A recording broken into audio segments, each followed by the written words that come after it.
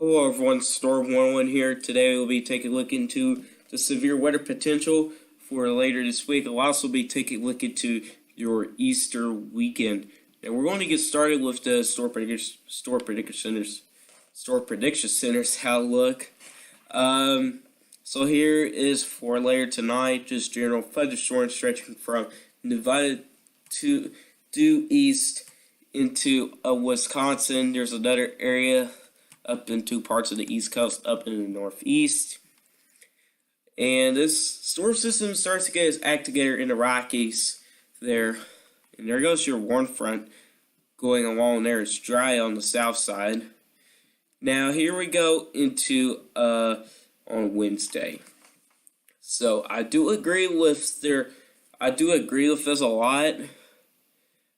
So what they have going on here, they got enhanced risk for portions of Texas, Oklahoma, and Arkansas. And they got a margin risk stretching as far as Minnesota and Wisconsin. It's been a while since they've seen severe weather in a long time, actually, for those guys that live up in the north that have been getting a lot of snow. Now you get your chance of some spring weather try to come in. And the problem is, bad news for those guys up there. You got melting snow. I know y'all got to have a lot of snow in the back of the pass, but there's going to be some rain going on up there. It's not good for it in the Mississippi River. It's right now very busy. It's at flood stage for a good chunk of the Mississippi River for right now. So like I said, your best chance of severe weather is in a very similar spot of where the SPC's got it for enhanced risk. Right now, your main threats is going to be damaging winds. We can have some large hail. We even can have isolated tornadoes. Now, we may have a potential of a strong tornado in there, maybe. And so, yeah, within that enhanced risk, I've taken a look at forecast soundings. I'm not going to show you all forecast soundings on this video, but they're pretty impressive. They're pretty good forecast soundings. Okay, so let's go ahead and go into day 4. So what they got going on here? They got not enhanced, slight risk, which is a 50% going as far as close to Chicago, just south of that, Illinois, Indiana, back down to the south. Goes in for a good chunk of the Dixie Alley area. Like I said, for these areas here, you may have potential for strong storms, but right now, models are saying, it's not looking to be really much of a severe weather threat right now. So we'll have a better idea tomorrow here. So now the threats for this one here, tornado threat is still there. The large hail threat, my forecasting is going to be a little bit lower. I'm looking at a 5% chance of hail, a 5% chance of tornadoes, and a 30% chance of damaging winds as well. If we go into day 5, it extends all the way to the East Coast for portions of Florida, Georgia, the Carolinas, Virginia, and Maryland as well. Very similar threats. I don't think it's going to be that big of a day for those areas there. I know Direct Weather lives in Virginia. He's in the slight risk area at this point. And whenever I look at models, it's not really looking to be more of a threat, honestly, for right now. So my forecasting for those areas is going to be all, well, damaging winds is there. My forecasting is like 2% for tornado, 15% for damaging winds. Hail is at a 5%. So low percentages for day 5 in my forecast there. So let's go ahead and go into some ingredients here. So here is the first day here. We got some high K values stretching from parts of central Iowa all the way back down to Texas here.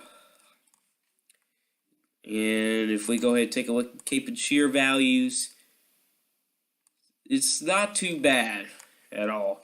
We do have some high values back there. That's where I'm seeing the best chance of tornado development will be happening. Your wind shear, not it's a good thing. There's not much wind shear to deal with this system. Your lifting index is going to be pretty high, so we're going to have to keep an eye on that. So basically, for those areas there, you can probably see some partly cloudy skies for the start of the day. Get some instability into the atmosphere. To later on in the evening to the late afternoon to the evening hours, you'll be seeing some thunderstorm development. It's kind of classic.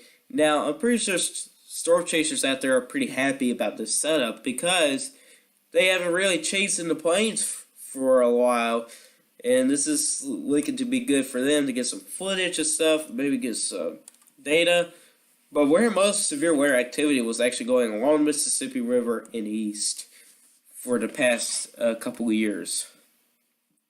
So, let's going to go to helicity values very quickly. It's not bad. Your highest values is back down here. Like I said, that's probably where I'm going to see best chances of tornado development. So, yeah. It's going to go into Thursday, which will be pushing off to the east into parts of the Ohio Valley, back down to the Dixie Alley here. You can tell where the cold front is. Your line of storms is actually right here. You can see there's a slot right there. Let's take a look into your lifting index here. See your lines along here, so it's got some high values there. We may even get some scattered storms to form out ahead of this. Most likely along here. Now those isolated storms may become strong as well. We actually do have some high wind shear values for parts of western Kentucky back down to Mississippi. 45, that's pretty high. That's not looking great. Now, Cape and shear values, they are a little bit high back down Louisiana up into southern Illinois there. Let's go into Cape. Now, Cape is looking to be a limited threat. There is some higher numbers here, like a little over 2,000. There's areas up here that's like 1,000 up here. All you really just need is about 1,000 Cape, and you get some thunderstorm development, and some of those could be strong. You can see we got some little pockets of close to 1,000. Out ahead of this, those could be potential scattered strong storms that can has little rotation with them, but I don't think it's not going to be a big deal there. Now, it can be a little bit windy on that day here. See, your peak wind gust is forecasting to be a little bit high up to Indiana and Ohio, 40s. So generally, winds gusting 45, not 45. Generally gusting from 30 to 45 miles an hour is your best with wind gust here. And it may get a little bit windier earlier, yeah. Sometimes winds can get a little bit stronger, a little bit earlier in the day. So, yeah. Now, let's go ahead and go into your precipitation. This is a different model here. So here's your severe weather threat potential here.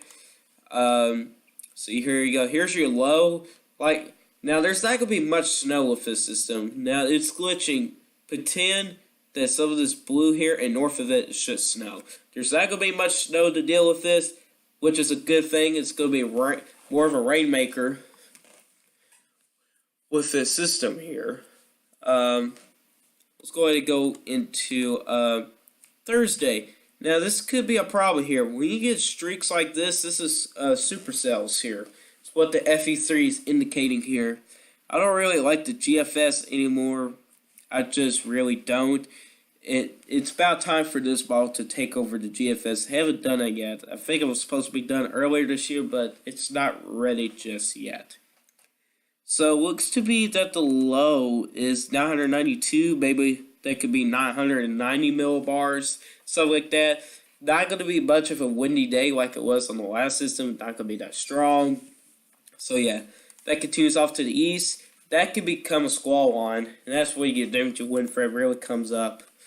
Then we make a secondary low that tries to develop out in the Appalachian Mountains. You got a lot of cold air coming in here, and that could be more of a squall line develop there for your chances of damage to winds. Now, trust me, there's not going to be snow in Ohio this time of year, okay? That would be pretty ridiculous. Okay. So here's Easter here.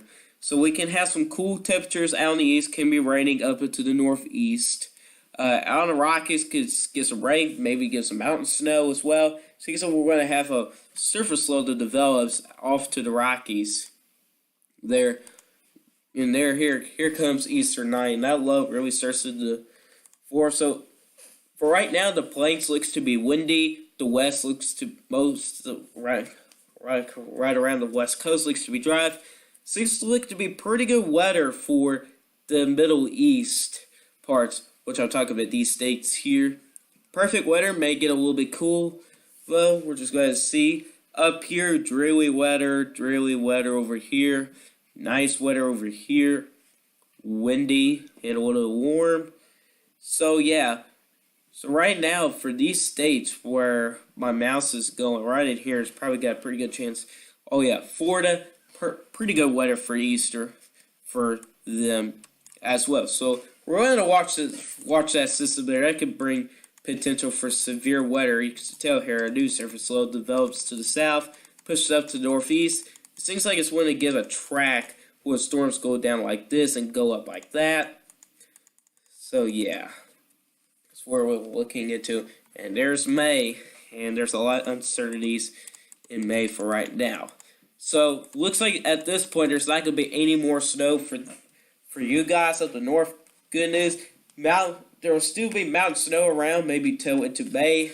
We're going to see some snow, and winter is pretty much coming to the end very soon.